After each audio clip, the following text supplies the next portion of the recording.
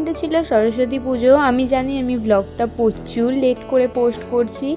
যাই হোক, সকালবেলা ঘুম থেকে উঠে স্নান টান করে আমাদের পাড়ায় যে পুজো হয় ওখানেই চলে গিয়েছিলাম। দেন পুষ্পাঞ্জলি দিয়ে চলে এসেছিলাম বাড়িতে এসে রেডি হয়ে নিচ্ছিলাম, যেটা গেট রেডি উইথ মি আমি তোমাদের সাথে অনেক আগেই শেয়ার করে দিয়েছি।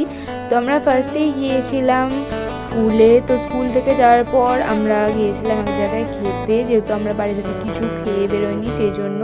দেন গেলাম চন্দ্রনগর স্ট্যান্ডে। তো ওখানে যেহেতু আজকে 23শে জানুয়ারিও ছিল, তো ওখানে সুভাষচন্দ্র বসুর এরকম একটা মূর্তি মাটির পুরো নিজের হাতে তৈরি করা হচ্ছিল, আমরা দেখছিলাম।